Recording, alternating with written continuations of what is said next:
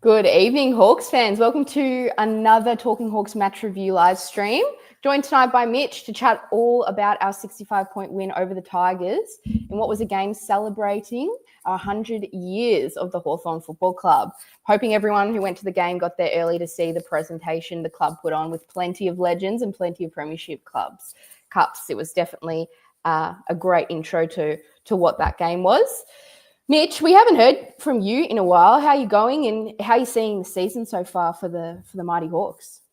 Yeah, been well. I haven't been on this year, so it was good to jump on tonight after a pretty good win in our Centenary celebration. In terms of the season overall, I think I said at the start of the year, looking at the draw, if we were sort of 3-3 after 6, I'd be pretty happy. Yeah.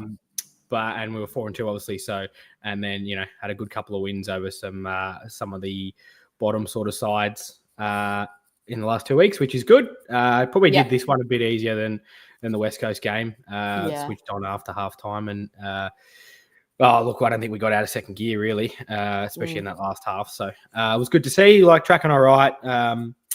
A few people saying earlier that, we're the best side in it, but you don't really want to be the best side in it in April and May. You want to be the best side in August and September. So we'll just keep on building and go from there.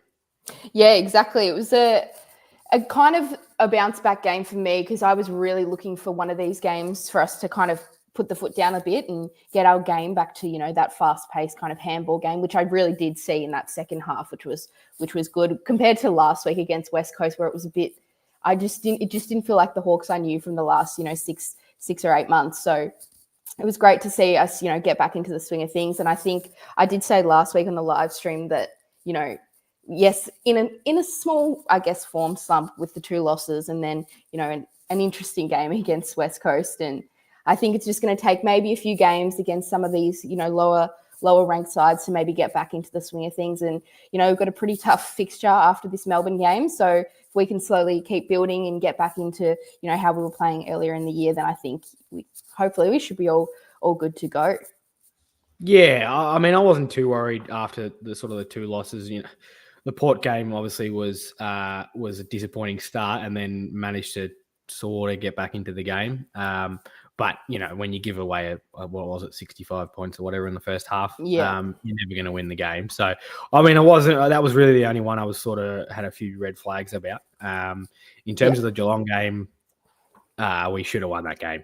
We just butchered the footy, and bad kick is bad footy. Absolutely. Lose by a kick. The Geelong form now, even after this week, is probably, I'm not too worried about it. They've gone and beat Collingwood. Collingwood probably the form side of the competition at the moment. So, I think the start, much better start than last year, put it that way. I would have absolutely taken at the start of the year. So, Anthony's brought up a good point. It was good to see Clarko back in the fold. Probably not on the best of terms when he left a few years ago, but it was good to see him back around and with all the premiership players. And I only caught a little bit of the pre-game stuff, but I hear it was pretty good. Yeah, it was great. They brought all the cups out era by era, really, with some of the mainstay kind of players from those generations, and to have them all together in Croft, giving the crowd a big rile up was awesome to see. And they had Sammy Mitchell give a big, kind of huddle before they run out, and with all the past players in there, which was awesome to see. Catch that on the Hawthorn social media if you haven't yet, because it's really awesome. And I thought we spoke about this with Chris last week, how the moment of the 100th match and having the past players there, and having the past players probably at the club during the week giving them encouragement and all that stuff, I think really helped them. And we saw a bit of just energy come back into the side. I think, we saw lots of celebrations, lots of posts on social media after, and especially Gunston, shout out to him, 500 goals. I was absolutely cheering for them to get it to him again in that third quarter. Just a great day. We lost you, Lauren. We may have just quickly lost Lauren, but the 500 goals was pretty special. He didn't really want to give it much of a celebration, did he? Everyone's sort of bowing down to him, which I thought was pretty cool. But he's obviously one of the older players in the group, and he's not too fond of the Sallies. I think he's a bit no fuss, and It was great to see Con the standing ovation, and it was good to see the crowd get behind it as well. They were all very aware of the fact that he just kicked 500, and obviously the standing ovation was really good. And he what I did like as well was the pre-game address from Sammy Mitchell just down the race just before they come out onto the G, with some of the past players as well, all getting around. And it was clear the message going in was the week was, do it for the guys before that have made the club so successful. And they had so many of them there on the weekend as well. But sort of Sicily's post-game interview was almost verbatim of what Sam Mitchell had said in that circle with the current players and the past players. That was good, and definitely good to see a bit of the Hawk ball, I guess. In the last half for sure, opened up and got a handball game going through the middle, and we made it look pretty easy in the end. Yeah, definitely that second half. Besides, the last couple of minutes where we kind of put into park and let them get a few late ones, which is a bit annoying when we were worrying about percentage. But yeah, good to see that, as you said, get that kind of hawk ball, fast handballing up and back down the ground. Yeah, loved seeing that, and it definitely felt in the crowd a lot better than it did last week when I went to the West Coast game, which was a bit like, oh, we've turned it over again, and Sicily's kicked it to the opposition again. It's just, felt definitely more Hawthorn-like this week. Yeah, interesting you touch on Sicily turning it over. Probably one of the best 3 kicks in our side, and was arguably one of the best 5 kicks in the comp coming into the year. And he's become a bit of a turnover merchant in the last few weeks. I just think it's I don't know, when you're as good a ball user as he is, I think he just tries to get a bit cute with it sometimes, and that some of the kicks aren't there, and then the ones that are, he's not committing to. And then he's turning it over. But I'll back him in to bounce back. I'm sure I'll work that out. But 2 people that have been good in the back line, and I've seen a few comments rolling in, it'd be Josh Battle and Tom Barris. Barris was probably best on the ground at half time. I think Battle took the chocolates in the end, maybe aside from 1 or 2, but they were fantastic. Yeah, absolutely. First quarter as well, Craig. Yes. Yeah, massive mark for Tommy. I think we're finally starting to see that backline really click. Last year, it took a while. We had some new people come, Chol, Ginnivan into that forward line, and it took a while for them to click, and now we'll be seeing the same with the backline. And slowly, it's starting to get there, I think. Really loving the look of Barras. Like, all the photos of him after standing next to Brian Lake, it feels, all a bit too similar to that acquisition. And Battle's just, he can do everything. He can attack. He can defend one-on-one. He can run through the ground. He took 4 bounces, I think, on the weekend, which, for centre half back is pretty bloody good. Yeah. I mean, they fitted in pretty much seamlessly, really. Like, there's obviously still a little bit of gelling to do, but in terms of for 2 players to come straight into that back 6, it's been pretty good. And it's only going to get better as well. Lake and Barras are clones, Craig. Yeah, I do like that. He does look a little bit like Lakey. He just sort of looks a bit slow, but geez, he's good.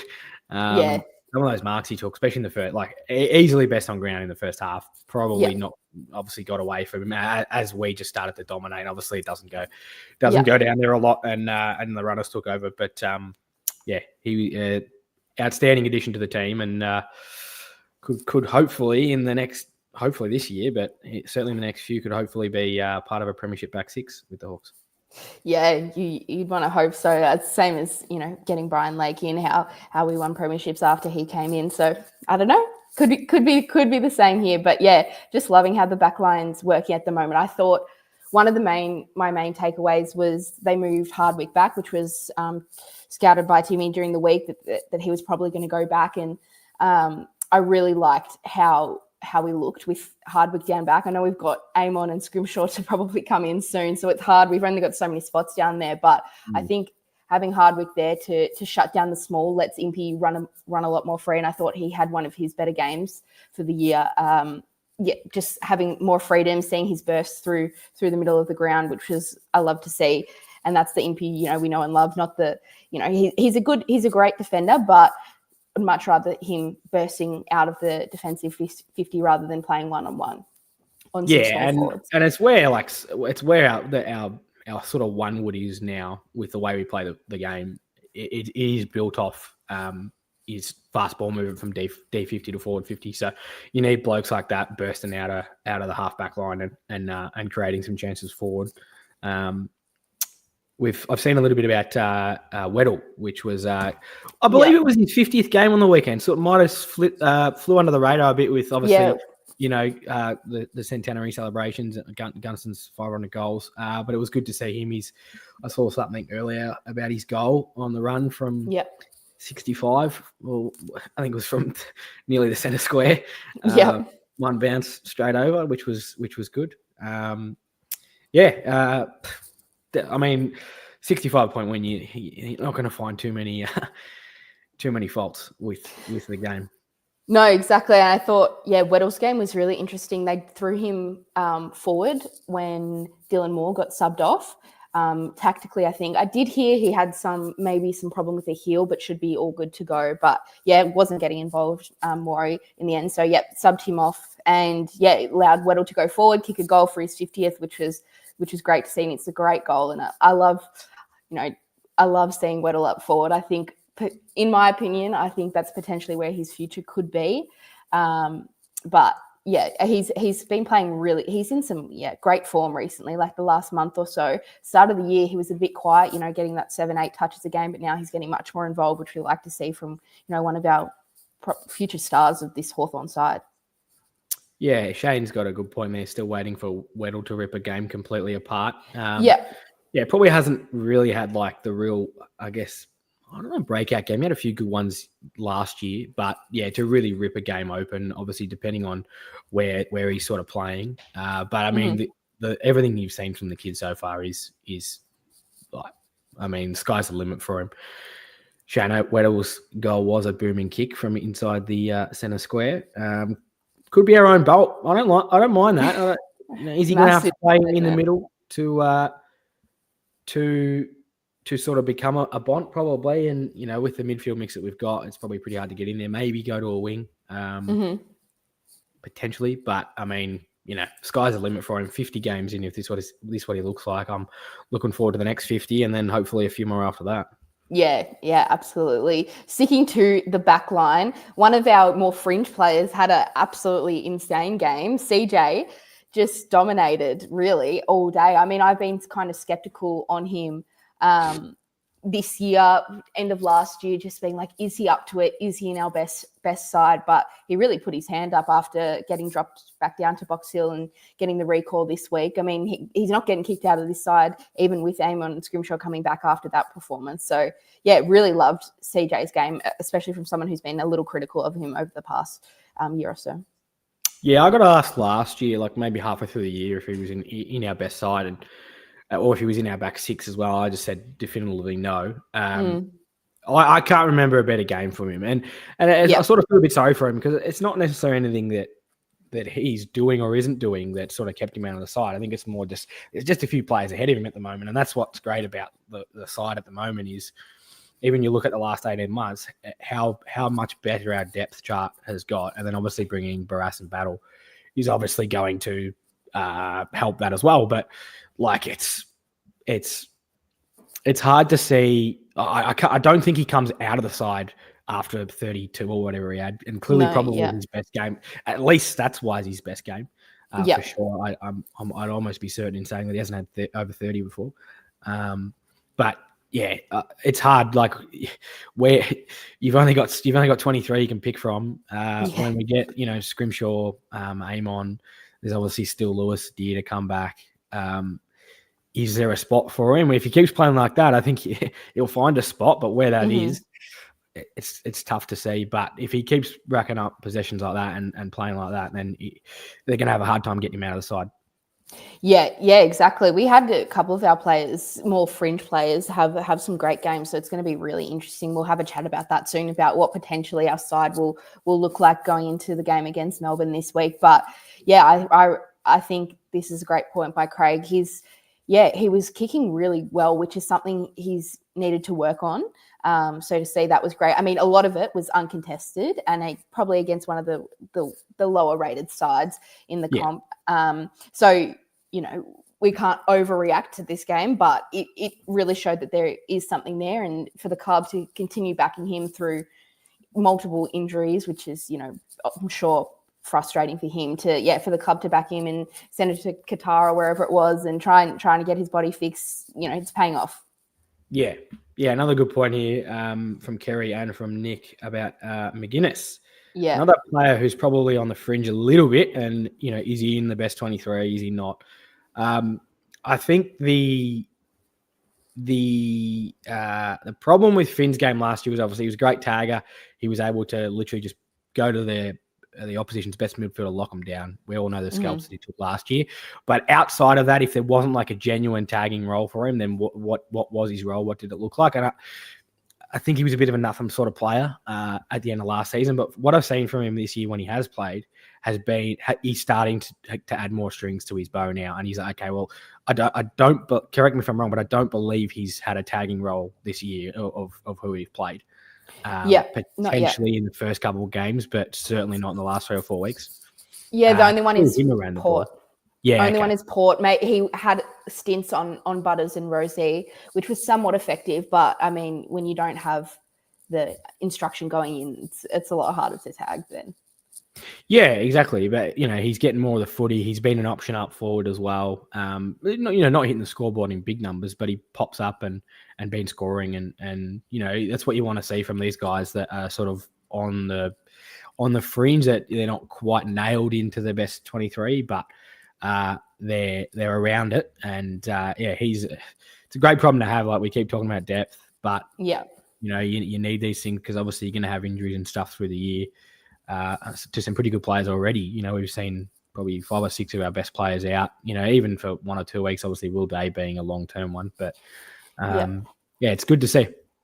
Yeah, I agree. I think with Ward getting a lot more time on ball, it kind of meant that McGuinness was playing half forward and also wing as well as like kind of third wing to Massimo and Harry. And I really liked what he was doing on the wing. He was getting into the right spots and, making the right decisions, which we, haven't seen that much from Finn as of recently. But I think, another one who played really well, but you find it hard for them to be dropped out of the side after a game like that.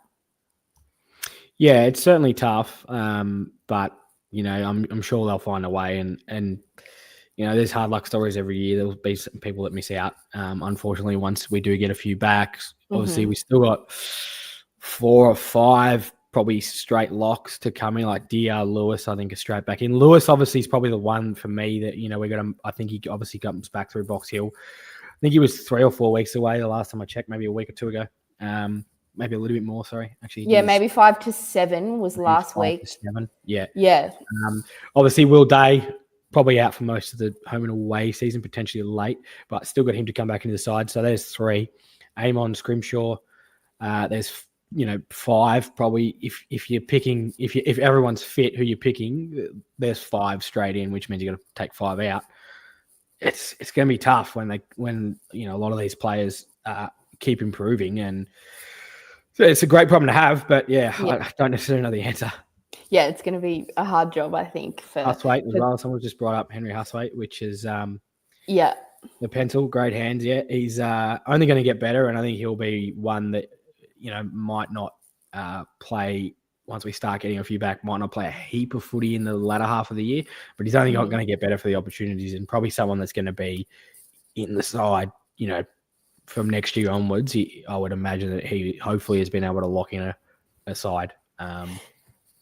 Yeah, so Husthwaite's got the contract until the end of 2026, so he does have another year regardless, whereas someone like Ward has only got up until 2025. So, he'll be around the club for the next year or so, unless, I guess, he gets traded. But, I'm loving what I'm seeing from Husthwaite. I think he looks just at the level. Now, he hasn't done anything amazing yet that's really caught your eye and think, but, like, he just looks comfortable, which is what you need to see, especially from someone that's getting a call up into what has kind of been a depleted midfield.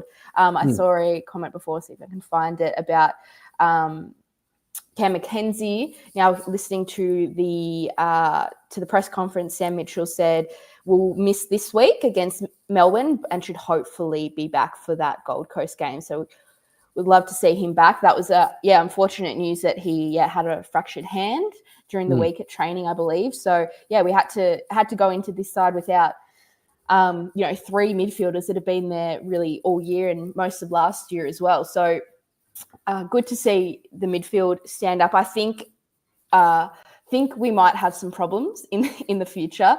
Melbourne obviously used to be one of the greatest midfields in the league, but slowly have started slipping away. But Gawn can get the ball wherever they want it most of the time. So tracks. And in arguably these last 2 weeks has been the best 2 weeks of his career in a already probably Hall of Fame worthy career, at least for a ruckman. There we go. But I mean, I think just seeing a post, Yarra Watson can play mid too. I think he actually attended the last 3 or 4 centre bounces. Yes. When obviously the game was well and truly done, and they just floated a few things, tried a few things, and as a small forward, we could have a generational small forward on our hands with him. Yeah. And if he played in the midfield, man, he might win a Brownlow. Like he's just that good. He's going to get plenty of high free kicks, especially in the middle. He won't have to play for him as much if he's playing in the guts. But he's been incredible, and I cannot wait to see what that kid's going to do for the next hopefully 10 years. Yeah, so he's been going. He went in against West Coast a couple of times last week as well. The first time he went in there was against that in the Pies game, and he got like 2 clearances back to back, I think. But ever since then, I haven't seen too much amazing centre bounce work from Watto yet. But I think it's definitely an area where where he can improve and be someone that can just go in there for say 20% CBAs and can really spark a side with his pace and potentially, as you said, high free kicks and something that will come with more pre-seasons and getting more time in there. Speaking of Watson, he had a great game on the weekend. Walked out with probably a couple grand light in his pockets after flipping the Richmond cheer squad off and getting involved in the bit of the biff that happened after Sicily got that 50-metre penalty. So, but he had a great game. I thought kicked the 3 goals, accurate kicking for most of it, which was good to see we love to see from Watto. And I thought, he worked really well into this game. Yeah. He's love Wiz's banter. Yeah, he's he's a character. If the crowd's giving it to him, whatever. I'm sure he's on pretty good money, I'd imagine. It's only going to get better. Pay the fine, move on. I tell you what, who did get worked up in the little, not melee, but little dust up, I guess, was Jarman Impey. And Jarman Impey is usually like very cool, calm, collected. Like, he's usually one sort on the outside breaking it up. And Brooks just brought up, I've never seen him go off like I actually turned around to my partner and said, gee, something's pissed him off. Like he never is very, very, very rarely. Like he'll obviously fly the flag, but he was not happy. Someone said something to him and it pissed him off because he was like, in Blake Hardwick come in and gave a few little jumperies under the pack that I don't think he'll get, he might get fined for. There's nothing to worry about. But he was annoyed. I don't know what was said, but it pissed him off, whatever it was. Yeah. Like that was actually right in front of me. Basically, I was just in the bay behind it. So I was seeing it right up close and personal. And everyone was getting involved. There was lots of, you normally see Sicily angry, but to see someone like Impey, who's normally got a smile on his face 100% of the time to get into it. Yeah. But fair few fines handed out. I think I just saw it was dropped before, like 10 players getting different fines. Some of them fined twice for different things. So expensive match for some of them, but I'm sure they'll live. But good to, love a bit of passion, a bit of energy from the boys, as long as no one does anything silly. So yeah, if they want to get fined, they can do it, and to show off unsociable hawks. Well, you don't mind it. Exactly right. Now, I wanted to ask you because, Lauren, you were probably one of the first to sort of spot Guinea's little drop in form. And when I think you first raised it in the off air in Talking Hawks about potentially a return to the twos for him, I probably wasn't in that same sort of boat at that stage. And obviously he did end up going back to Box Hill. I thought he was pretty good this week, obviously against a side that, he's very much rebuilding and towards the bottom of the ladder, but 23 disposals, kicked two, I think. Obviously had a couple of real gettable misses early, which is starting to become a little bit of a trend, not just for Guinea, but for the Hawks in front of the big sticks, especially in the last probably 2 or 3 weeks. What did you think of his game? I think he had 10 score involvements as well, so his work rate is good. And I think I believe he said either before, post-game or pre-game that he wanted to up his work rate a bit, and that he'd sort of started to get into some bad habits again, maybe like he was at Collingwood, where he'd sort of just park in the forward 50 and just try and get cheap ones out the back. How do you think he's responded after being dropped? Yeah, really well from Jack. I think the way he was moving along across the ground was a lot better. I think he's just had to kind of build into this season a bit more than normal with an interrupted preseason.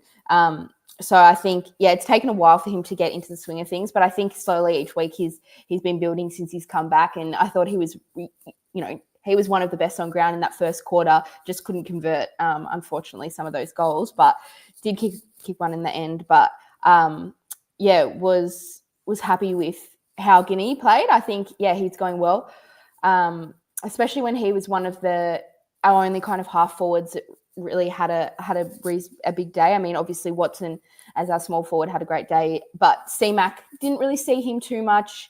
Dylan Moore obviously tactically subbed off without too much influence. Bruce did kick a snag, but obviously not as impactful as someone like Ginnivan or Watson. So it was good to see him. We always seem to have one of our half forwards kind of have a bit of a day out, and it was Guinea. Just needs to kick a bit straighter. Yeah, he certainly had a chance. Like a couple of those first ones go through in the first quarter. He's on his way to. I think he had 3 shots in the first quarter. A couple of them go through. He's on his way to a big day. But I mean, it's good to see that he returned to form after getting dropped. He played last week. I think he played last week, didn't he? Yeah. Yeah, he played last week and got dropped against Geelong. That's right. So Moore was quiet. Josh Griggs. Moore had a very quiet game and was subbed out. I don't think he's been terrible this year, but obviously it was pretty hard to back up, All Australian last year, and he was he was the best small forward in the comp last year. So to see him this year hasn't probably had as much of an output as he did last year, but I still think he's obviously not putting the alarm bells on for him just yet, but he was quiet and hence why he was subbed out of the game. So it is what it is for Maury, but I'm sure he'll bounce back. Yeah, exactly. I think, there's been a couple of players having not as good years as they did last year, but when you're really having season best years in 2024, it can be a little tricky to back it up, especially at the start of the season. You can work into form towards the end of the year, which you'd rather see that than be hot at the start of the year and down towards the end of the year. So I think no worries for Maury there, but maybe just carrying something with a heel, I think, kind of injury. So maybe just a little bit sore and sorry for himself over the last couple of weeks, but absolutely no worries, and we'll back him in every day of the week. Yeah, exactly. Seen a few things going in the comments regarding Warple and are we going after Reed? Are we going after Butters? Lots of chat about that. Got a little bit of inside mail about Warple that I probably can't share, but I would at the moment I think I'd be maybe 50-50. I don't think it's leaning one way or the other at the moment. And that's all I'll say. But I would like to. I think he's very important to the midfield mix that we've got. If you're going after a Reed or a Butters is probably the one for me. But if you're going after that, you've obviously got to give to get. He's obviously, yes, he's a free agent. I don't know if it's restricted or unrestricted, but early news is that he potentially, if he is going to leave, he was going to Geelong. as I said, I'm not leaning one way or the other at the moment, but I think he's quite important to the midfield mix. So Yeah. I would probably prefer to keep him. Yeah.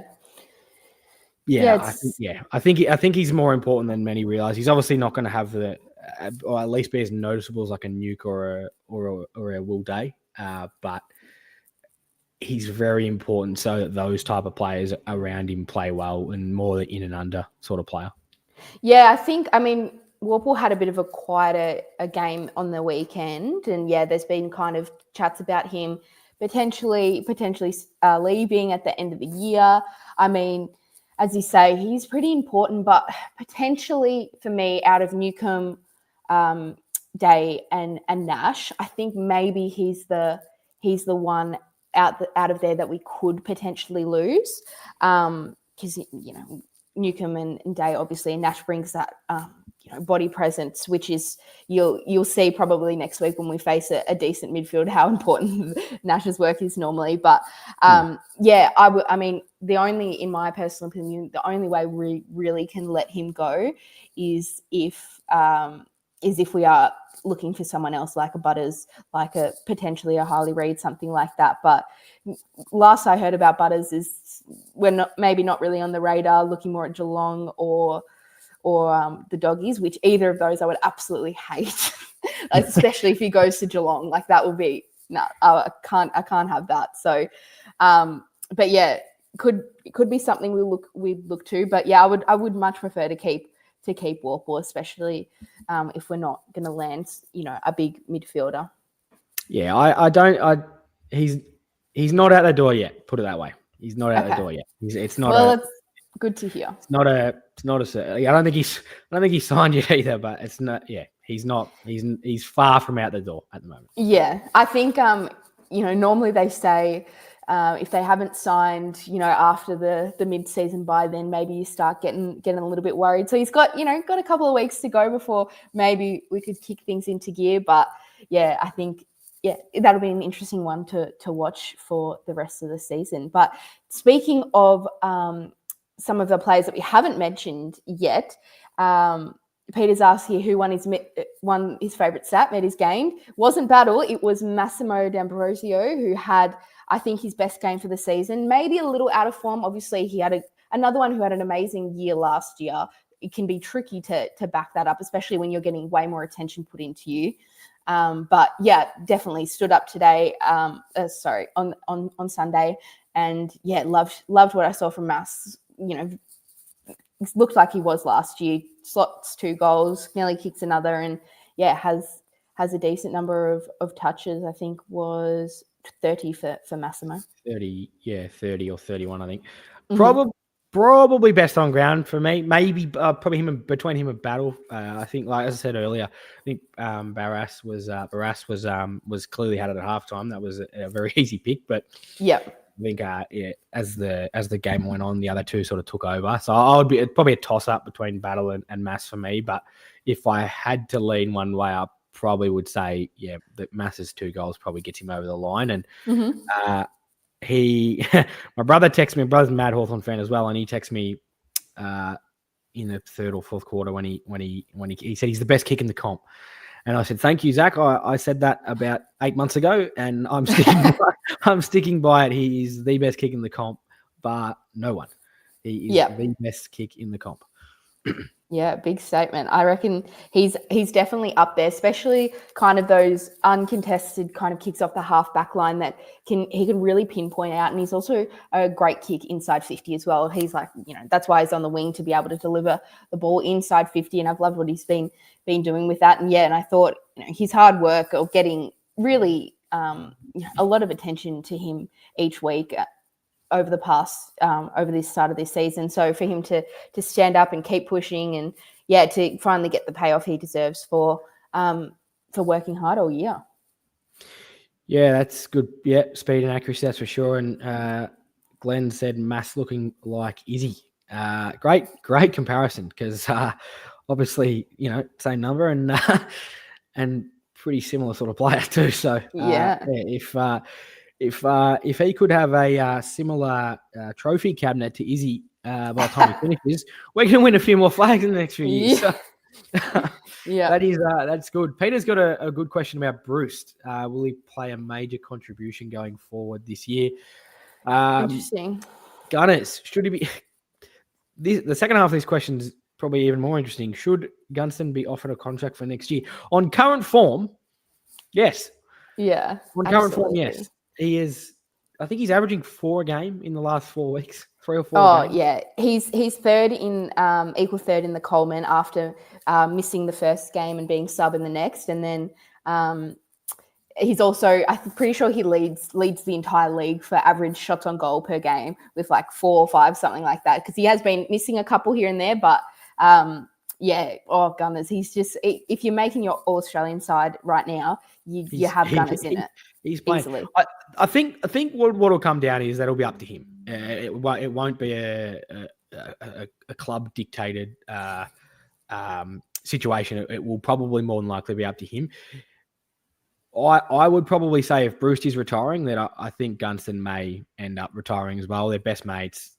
There's every chance they may want to retire together. Bruce has been good without being, obviously, one of the top 10 small forwards or whatever that he was for 10 years.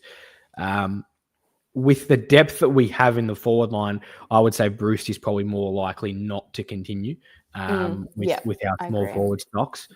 While Gunston is playing the way he is, if he wants to continue, I would let him continue. But as I said, I think that decision will be completely up to him. I wouldn't think the Hawks are going to push him out the door, especially if he keeps playing like this. As you said, if you pick an All-Australian side, he's probably in it. So I would probably say 50-50 at the moment if he continues, but if he keeps playing like this, there's no reason why he won't be in the side next year.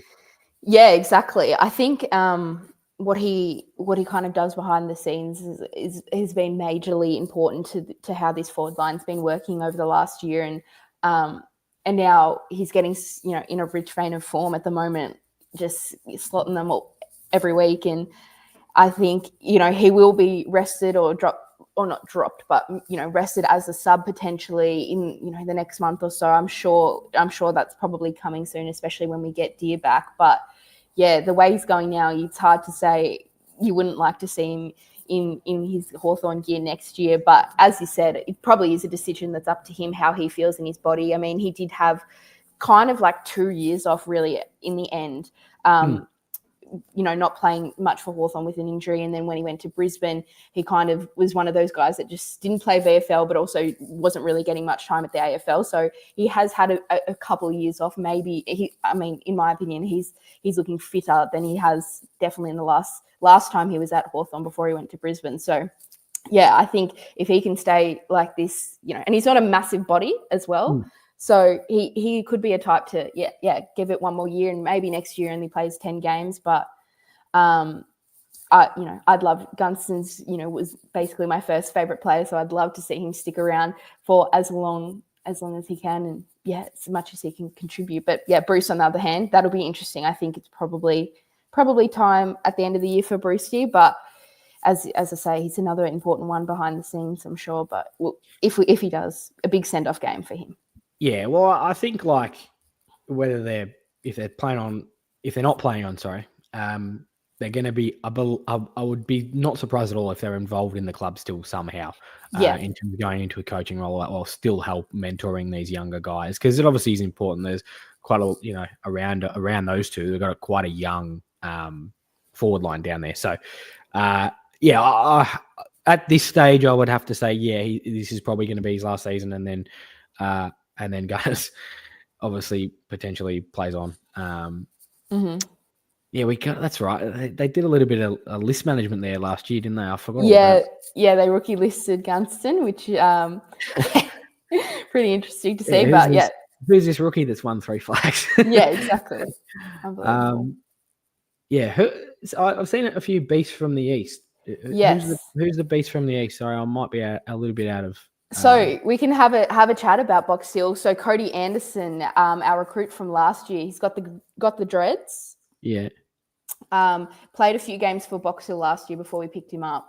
So yeah, he's looking pretty good now. Do I think he'll be debuting anytime soon? Probably not. But as a future pick, I think we can continue to work with him. He's got something there. He's got that bit of that grit in him, and I think he does look strong, contested ball. I think he's played a bit more midfield this week with Mackenzie, all of Ward, McGuinness, all of those boys playing AFL. So we had not that many AFL Hawthorn listed players in the midfield for Box Hill on the weekend, but yeah, he ran through there, as did Bodie Ryan a little bit as well. So those guys, yeah, looking pretty good. I think they'll just cook away in the VFL for a while. And yeah, we'll see what they can become. But lots to like from Cody Anderson, who is getting a bit of a cult figure despite not playing a game.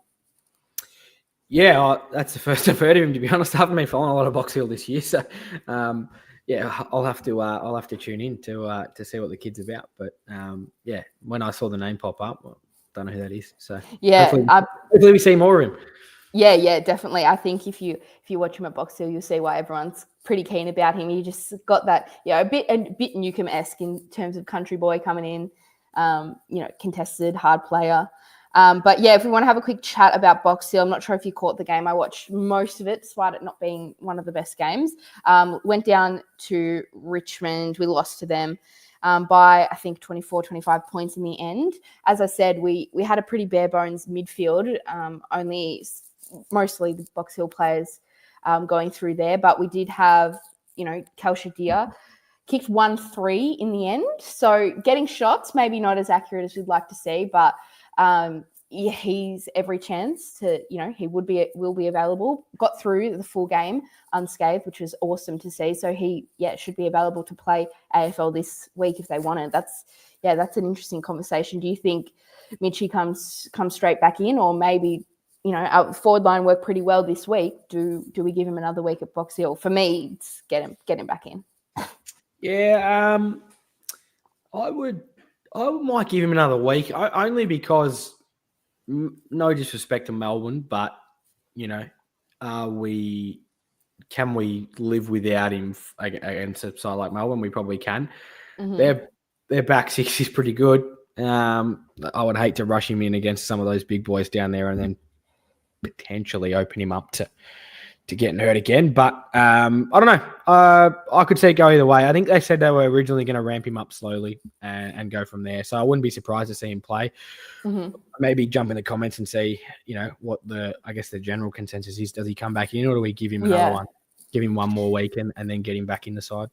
Yeah, it's an interesting one. For me, I think I'd like him to come back in just to get a bit of match form before we have a run of quite tricky games.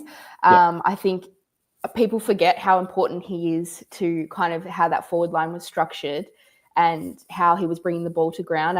Chol's been doing well at it the last couple of weeks, but the reason potentially, in my view, that some of our forwards like Dylan Moore, like Connor McDonald, haven't been able to get involved as much as they did last year is because we haven't had that big bloke there bringing the ball to ground. Even like when Hardwick was there, he would just take marks on the chest. Gunston is the same.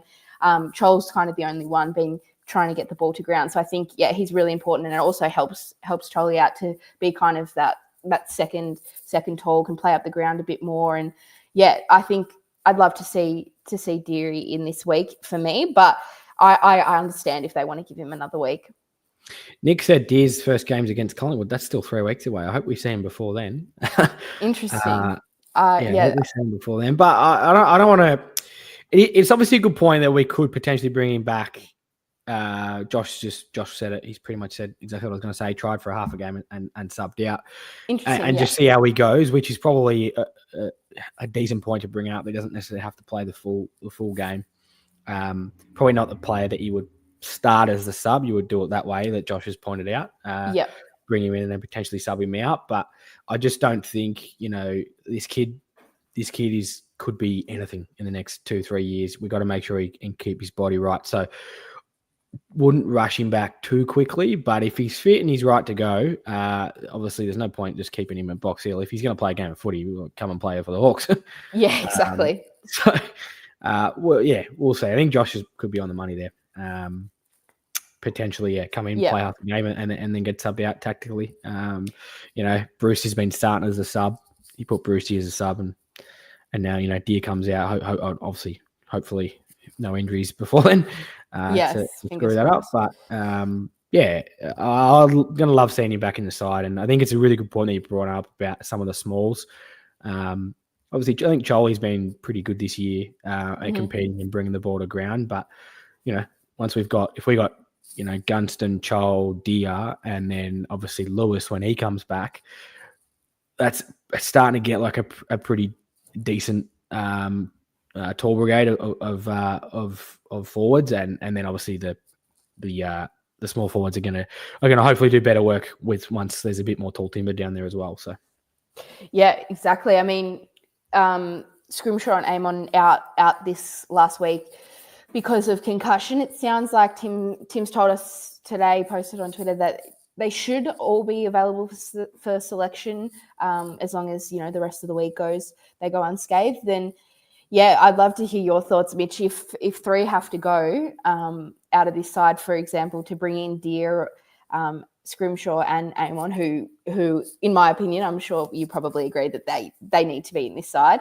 But yeah, a lot of players that could that played good games, as we talked about earlier, like some of those fringe players played really well. So for me, I think probably Bailey McDonald goes, even though I really loved what he did when he came on. He's got that speed, pace for days, but unfortunately he probably drops out, and maybe Bruce as well for Deary. But I do like the idea of him being sub. I don't know. I can't find anyone else to drop. McGuinness, Harry, Morrison, Ward, can't drop a midfielder at the moment. So yeah, interesting. I don't know. What are your thoughts, Mitch? Yeah, I think it will only be 2 this week. A few people are starting to point out in the comments as well. I think Scrim won't be back in this week. I think he had a concussion and a concussion earlier in the year. I believe in the same game he got suspended.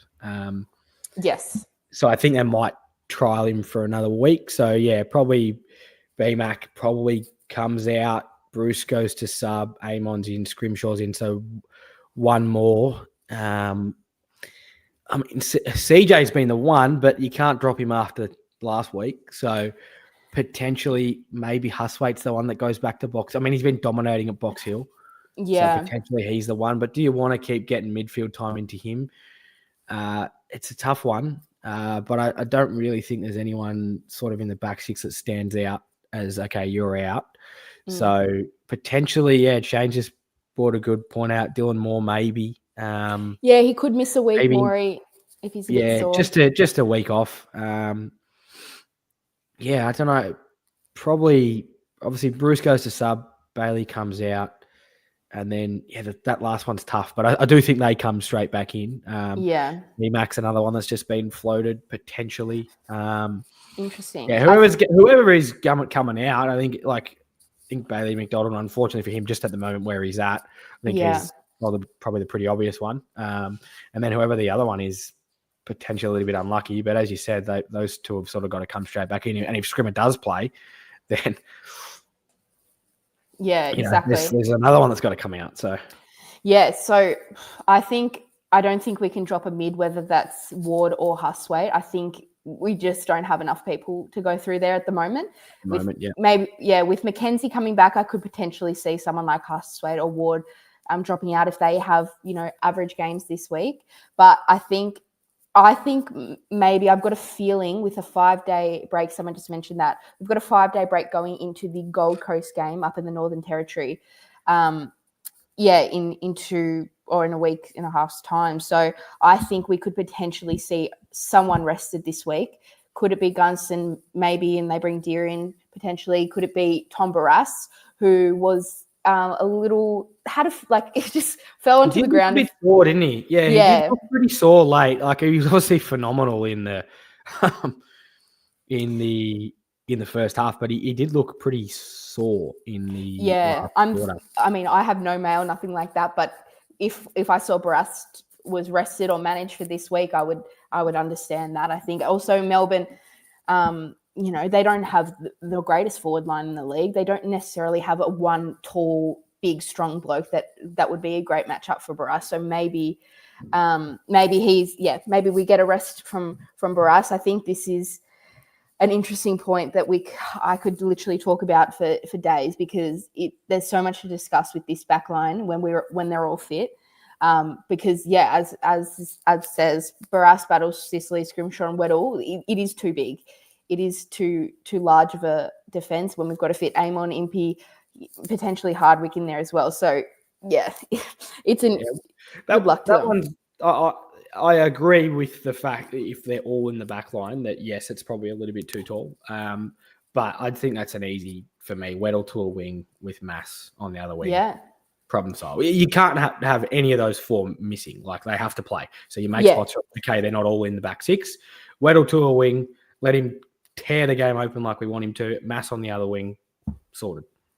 Yeah, I think that's something potentially they could look at even this week, in terms of maybe if they need to get all those three blokes in, maybe Harry Morrison drops out. He's the type of guy who could play, like, he got dropped last year after games where he did play reasonably well. He's just kind of the 23rd man there at the moment. No matter really how he plays, he could be in, he could be out.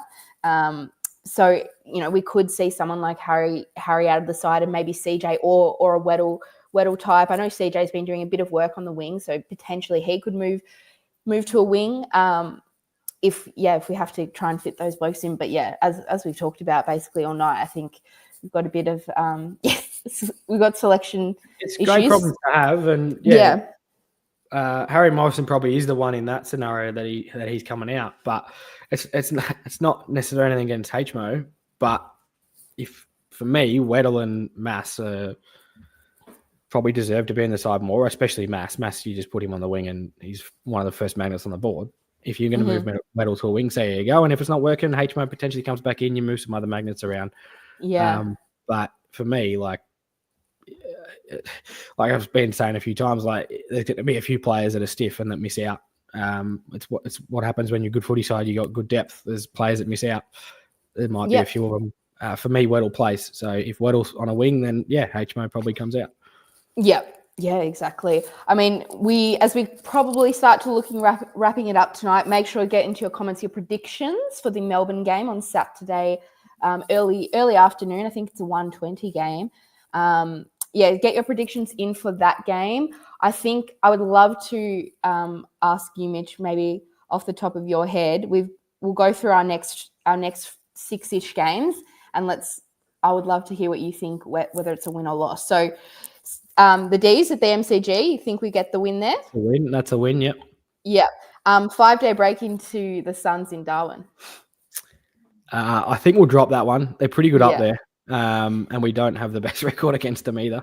I tend to agree. I wouldn't be surprised if we won, but I think if I'm tipping us to drop one of these few, that's probably the one. Yeah, I think when I saw the fixture come out, the day it was dropped, I looked at that and I thought every game is winnable potentially besides that one. I think the 5-day break into Northern Territory, now we don't have Nash, who is probably the perfect player, or, our best player, him and Newcomb, for those conditions. So, a bit frustrating. I think we might drop that. I tend to agree. Next, we have Brisbane at the G, who are flying at the moment. Doesn't matter. Brisbane are our bunnies. Win. You say that? Win. All right. Well, interesting. I think, we'll have Nash and Kenzie back. I think their midfield could really trouble us, but interesting. I think hopefully we should still get the win there, as you say. We've had the wood over them. I think we play them we do at the Gabba in the last round of the year. I think that's probably a loss there. I think they're definitely due, especially because we haven't played them up in the Gabba for years. After the Brisbane game is Pies at the G, another one we've kind of had the wood over the last couple of years, but as they're in rich form at the moment, they're looking like the best team in it. I'm backing us in. We'll beat Brisbane and we'll beat Collingwood. Everyone will start carrying on that we're flag favourites again. We'll taper off after the bye, go through a really hard trading phase and prep for September. Yeah. Next, Dogs at Marvel, another team that slowly starting to get their players back and looking very, very good too. We did beat them last year. They were our second win against after beating North. So, a real proper win at Marvel. What do you think? We'll win. Oh, bit positive Mitch over here. 4-1 over the next 5 will be nice. Three. If we go 3-2, we go 3-2 over that stretch. Yeah. I wouldn't want a losing scoreline over those. They're going to be pretty tough to beat. They're a good side. They're in good form. Marvel helps. If it's at the GO, I'll just pick us and set and forget. But Marvel obviously helps.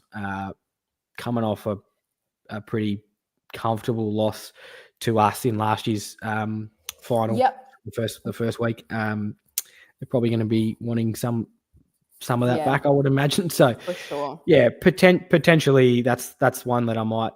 I'm pretty confident about the Brisbane Collingwood game. The Gold Coast game for sure is one that I'm probably not penciling in, but the Brisbane Collingwood, I'm pretty confident. And then of the next block of 6, the last one is Crows in Tassie, and surely in Tassie, we should be backing ourselves in every game in Tassie, no matter who we're playing. Yeah, Adelaide are one of those sides I can't really get a read on at the moment. They've been a side that I've obviously probably been picking to go up the ladder the last 2 or 3 seasons, haven't done it. And then it looks like they're starting to get it right this year, but there's still been enough question marks around their performance. So we've obviously got to take it week by week, but I would probably say the fact that it's in Tassie, we should win. If that was in Adelaide, it's probably a toss of a coin. But down in Tassie, I think we'll get that done. Yeah, we do actually play Adelaide at Adelaide Oval a bit later on in the year. So looking at that now, probably a tough fixture. But for me, I think we beat the D's. I think we lose to the Suns. I think we probably lose one to Pies or Brisbane. Unfortunately, I think that one of them will get us. Dogs is really a toss up for me. I think they're a team that is hard to get a read on, as you said about some of the other sides that you just don't know. Like they could show up one week and lose to North and you go, okay. Or they could show up and win 4 games in a row against the top 4 and you go, yep, that makes sense. Like it's interesting. I'll say we'll win that. And I think we'll win the Crows game. So that's me saying 4-2 over the next 6. I would love to, I think 4-2, I'd be over the moon. 3-3, we take and move on. But, interesting, we have a lot of these teams later on in the year. So we play Brisbane again, we play Collingwood again, and we play Adelaide again. And we also play Melbourne again. So, we play a lot of these teams coming up twice later on in the year. So all of these ones we should be at least winning 1 out of, hopefully. And, some of them maybe like Melbourne, hopefully getting 2 of them done. But let's quickly go through the predictions here for the Melbourne game. Thanks for getting those in, everyone. Mitch, what are you thinking for this weekend? Any players you think is going to have a ripper game? 40 plus, I think it'll be. I think we're a lot better side than Melbourne, to be honest. I think 40 plus is probably pretty comfortable. Maybe 35 plus. Unique Hawks by 56. Hopefully more than 56 gets a more percentage. In terms of best on, I don't really care. I hope there's 4 or 5 of them that are competing for best on because it probably means that we'll win by a fair bit. So I'll say Wiz to tear the game open. Melbourne have got a pretty good back 6, especially May and Lever and whatnot. So maybe potentially not Gunners or Chol, but Wiz to break him open. Yeah, good thought. I always put myself on the spot because I never think of my own answer before I do this, but I tend to, I think something around 40 points, maybe 30 points, I'd be pretty happy with. I mean, obviously Melbourne started the year off pretty slow. They getting back into it. We spoke about Max Gawn earlier. He's absolutely been dominating the last week. So Meek's got his plate full this week, and Track's getting into some form. Clary, we don't know whether he's going to play or not, but he's kind of been having an up and down year. But he's already looking for houses in Geelong. That's why. Yeah, how many people are Geelong going to get? They can't get everyone. Someone said before. I didn't catch the name, but I didn't say before. Everyone's linked to Geelong, which is true. Literally everyone's linked to Geelong. They do get a few though, but it's a good point that you raised about Gorney and Meek Kerry. I think if he can break even with him, which Peter has said the same just down below, if he can break even, then that's a win, really. If you can beat him, obviously awesome. But if he's thereabouts, Meek's been pretty good. He hasn't been beaten very much. I think TDK ragdolled him in round 2 or 3 when we played Carlton. But especially aside from that, he's been pretty good. So see how he goes. But if he can get on top or at least break even, then we'd hope that we're going to be competitive at the centre bounce. And I think back and forward, we've probably got them covered. Or probably even also in the back six, but definitely forward of the ball. I think we've got definitely more scoring options. They can't score, Melbourne. Yeah. So. Yeah, I know. I think, they've got an interesting forward line. A lot of young guys. As I said, no one guy that you really terrified of. Obviously, Fritsch has done well in the past, but he's been a bit down on form. But yeah, I think Joshua's got a good point here. We haven't really been kicking that straight. We definitely, the start of games, we've been missing a bit more than I would like. Mitchell said in the presser that they're working on it every week. They do it most days. So it'll come soon, and hopefully, we'll have a scoreline that's not like 11-15, and it'll be something more like 12-5. Love to see that. In the next it's a good point. I'd rather it be against the West Coast and Richmond of the competition. No disrespect to them, but I would rather it be against those guys. It does sort of happen to every team throughout the year. They'll get a bit wayward, but I think Brisbane were the most inaccurate team in front of goal last year for the whole season. They won the flag. So, obviously it's not great, but if we're still generating the last couple of weeks, yes, we kicked a lot of points, but we're still generating I think we had 30 shots on goal. So if you're generating 30 or more shots on goal, you're still probably going to kick a few, even if you are a little bit wayward. So, but I would rather do that against, a couple of the lower sides. If we keep doing that against this run that we've just went through, you're probably going to drop a few. So hopefully they sort that out, and it's hopefully a relatively easy problem to fix. Yeah, exactly. I said last week what I wanted to see from the Richmond game was a full 4-quarter performance, and I believe even though we started a little bit slowly, it was there. It was there for all 4 quarters, and we want to see that again next week, because even when we were going very well at the start of the year, we were having we'd play a really good half, we'd play a really good quarter, or we just have one down quarter. So, to getting into the swing of playing 4 quarters, I think, will be really, really helpful for us. But you can never take any team below you too lightly. I mean, Gold Coast just got beat by Richmond. Crazy things can happen. So hopefully they're not going into this week thinking they're top of the town, because I think potentially that could have been what happened against Port, at least to start with. And they got a bit of a rude shock. So things can happen, but hopefully, really, if we are, for the team we think we are, top 4 side, this is when you get done, and you get done by a decent amount to boost that percentage just a little bit. Yeah, you got to take these ones. No disrespect to any of those sides, but this is what the good sides do. They put the sides down the bottom of the ladder. They put them to the sword, and it was good to see us do that against Richmond in the second half, because the commentators were desperately trying to make a narrative that Richmond was still in the game, and I think I was 37 points down in the early in the third quarter, and they kicked 4 goals for the game. I don't think they're kicking 8 in a row to draw level with us, or 6 or 7 to get ahead. Nick's obviously got a good point, still need to improve. Shane needs a solid start. We do, but as I mentioned, probably one of the sort of in the first 5 minutes, I'm not too worried if we're not playing our best footy now. It's a long season.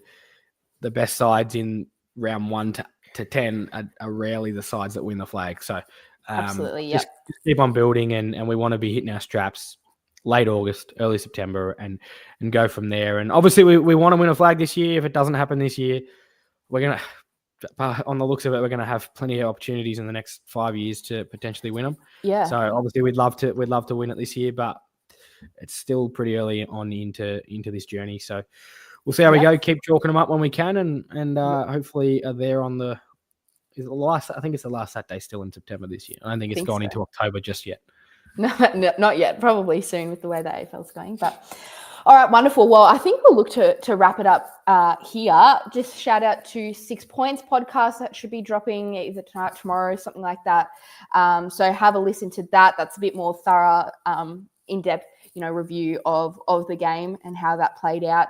Make sure to follow us on all our social media, Talking Hawks on Instagram, on X/Twitter, Facebook, all those good things. Make sure to subscribe, like the video, recommend it to your Hawks loving friends. I mean, before I hopped on here, I was watching them every week, and it's a good thing to, no matter win or loss, to jump on and have a chat about the game, debrief, and to look to the future. And I think make sure to just keep hanging around. We'll be back next week, potentially back on Sunday, hopefully. I know we've been doing some on Monday the last couple of weeks, just because our games have been on Sunday afternoon. So hopefully back on Sunday evening next week. But thank you all for joining. Apologies if we didn't get to all the comments. There's been so many coming through tonight, but there's some that we might have touched on earlier in the live stream. So as soon as we end here, you can go all the way back to the start and have a listen and see if we had a chat about what you wanted us to talk about. But awesome. Thanks for joining us tonight, Mitch. And hopefully we'll see you a little bit more than we have so far this year.